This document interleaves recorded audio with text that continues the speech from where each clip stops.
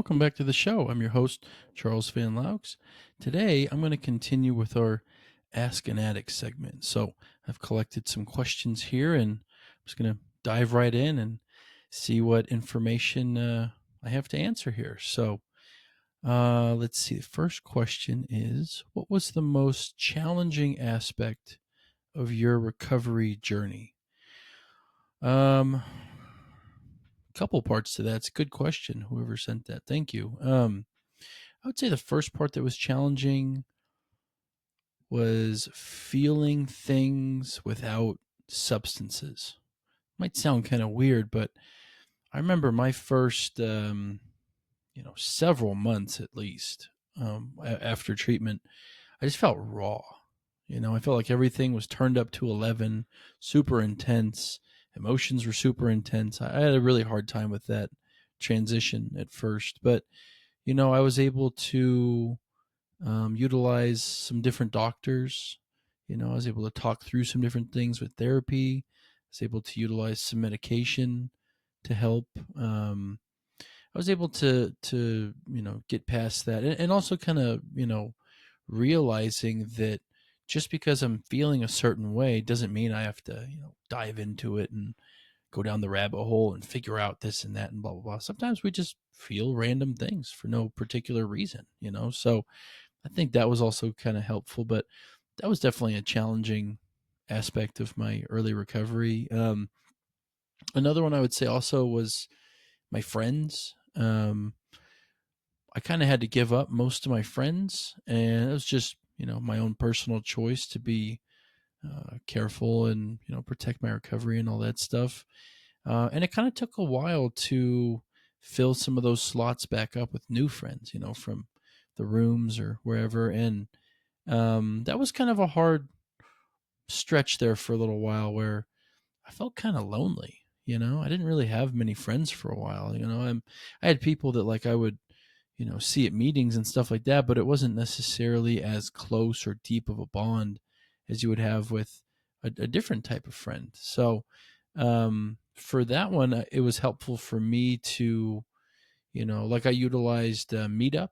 It's an app where you can search like literally anything. Like the two times that I used it pretty heavily, I focused on the first one was um, I would meet at a park and we would play a game of dodgeball. I would meet a big group there, play a game of dodgeball together, have a quick workout, and then go about our day.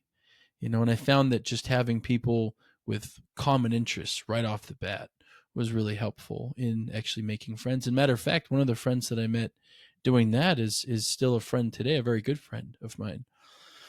And then another one that I used through there was this one happened to be a sober specific group that would go and shoot pool together and kind of hold each other accountable and this and that, because most pool halls have bars and stuff. Not all of them. There's one, I don't know if it's still around, but Jason's Billiards has a bunch of pool tables and other games and no bar at all, which was actually a pivotal kind of place for me to get back to why I love to shoot the game of pool and separate it from my old life and old memories and make new memories. So, but yeah, those were two of the more challenging aspects of my early recovery for me. And leave some in the comments down below if you have some that you've had a hard time with, and we can start chatting about them. Next question here. How has your recovery impacted your relationships with others? My God, significantly. Absolutely. I think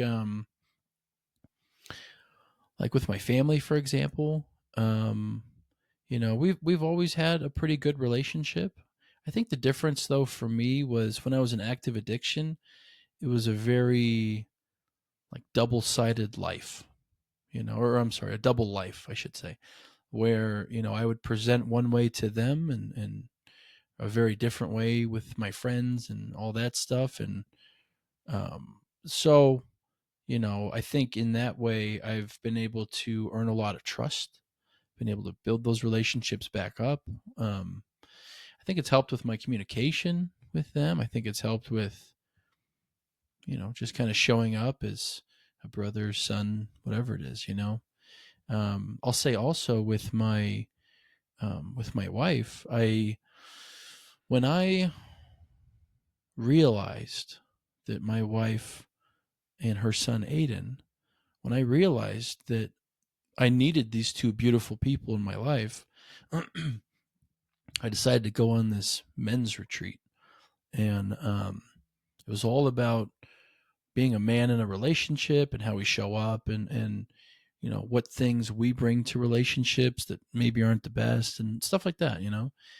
And I'm really glad that I did that because then I was able to show up as the best version of myself for the two of them.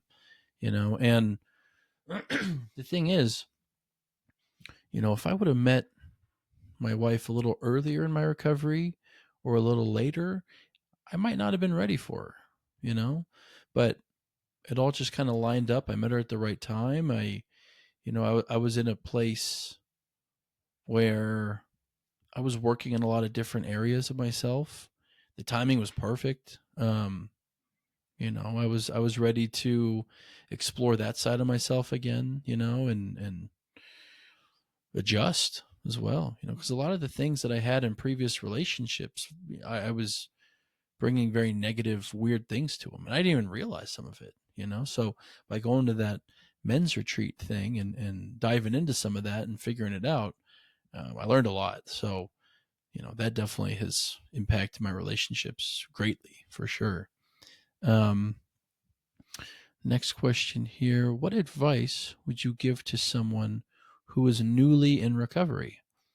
It's a good question as well. I would say definitely start with, you know, seeing what areas of life feel unstable and trying to address those areas, right? So, for example, when I got out, I felt like my mental health was kind of unstable. I felt like everything was super intense, turned up to 11, all my emotions were out of whack, blah, blah, blah, blah, blah, right? So for me, I had to address that and get that stable so that I could feel more comfortable and kind of move on to the next chapter. So whatever that is for you when you come out, or when you're fresh in this, you know, recovery thing, I think it's good to listen to ourselves, see where we're at, see what we think we need, all that kind of stuff. But also just getting in touch with people who are like-minded, other people who are in recovery. I would say definitely trying to separate ourselves from our old life, as much as we can is helpful. Because the thing is,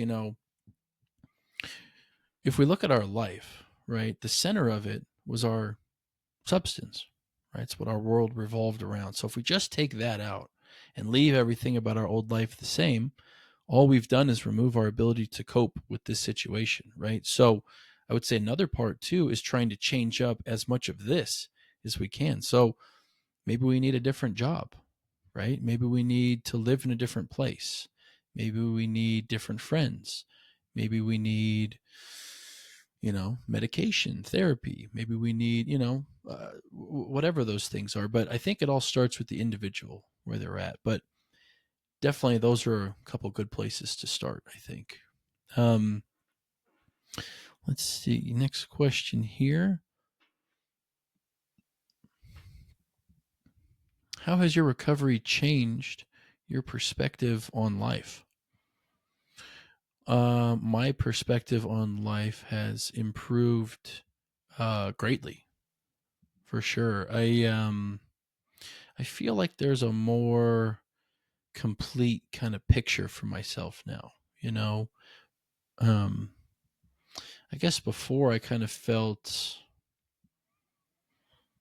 I don't know, I had pushed a lot of stuff down for a lot of years. I was very much a hedonist, right? The more pleasure, the more fun, the better, right? So anything negative, I would just ignore it, right? Bring on the positive, just be positive, focus on that, blah, blah, blah, blah, blah, right?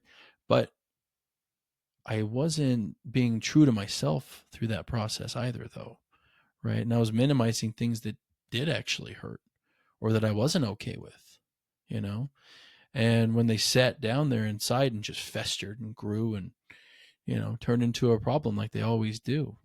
So it was, I think perspective wise, just getting to that place where I could move past some of those barriers, right? I could get past some of those, difficult things that I had held on to. And because it really did affect my perspective also in terms of like how I viewed my day, even, or my week. If I would look back over my week, I'd be like if somebody asked me, right? Hey, man, how was your week? Oh yeah, it kind of sucked, this and that, and blah blah blah, right? Because I was only focused. I was in a negative mind state, holding on to all this stuff, ruminating and festering, all this stuff, and as I would think back over my week, that's what I would see. That's what I would focus on, right? But once we're able to change our perspective and get a little more positivity in there, then we can see, oh my God, no, I totally forgot. There was an amazing moment where I saw this person get out of their car and help some geese across the road. By the way, my dad actually did that a couple times. It was hilarious. It's the most amazing thing. Stop traffic, go in both directions to help a little family of geese across the road. It's beautiful. Love you, Dad. Anyway, so just seeing stuff like that. Sometimes we can be stuck in a like, oh my God, I'm in a rush. I didn't give myself enough time. I can't even recognize that. Blah blah blah, whatever. But if we actually have a moment, give ourselves a little bit of extra time to have that peace to, be able to notice those kinds of things, it can definitely impact our days for sure, and whole life for that matter. All right, let's see. Last question here. What do you find most rewarding about being in long-term recovery? Yeah, another good question. I think, I'm thinking back to the first episode that I did with Mike, and he was talking about that permanent feeling of awe, you know, and how when we have a substance that gives us that temporary moment of awe, right? It doesn't last. It's not real. And when we come to, all our problems are usually worse, right? But I'm thinking about that permanent sense of awe, that permanent peace that we feel. And that comes from getting these different areas of life that feel unstable, getting those peaceful and flat and relaxed, right? Then we can be present and see our kids grow up, you know? Then we can have a fun life. Then we can, I mean, it's endless, I'll tell you, I definitely did not think that I would be married with 2 kids hosting a podcast, right? I didn't think I would be impacting people every day with my coaching work. I didn't think I'd be on track to becoming a therapist, right? I didn't think any of those things. And I think the reward for me has been, being able to be present for all these things, being able to be a part of all these things, seeing my daughter grow up, right? Because there have been several times in the past where, one slight change in a decision could have easily led me down a very different path, and I don't know where I'd be today, but, the rewards have been, fantastic and well worth it. And that's why I've, dedicated my life to turning around and helping the next person through. So I hope you got some good information out of this, and yeah, try to open the blinders a little bit, give yourself a little extra time when you have an appointment, for example, leave 10 minutes early, right? See that person helping the geese across the street. Remember, life is good, right? It's about what we focus on. It's about what we choose to let affect us. All right. Thanks.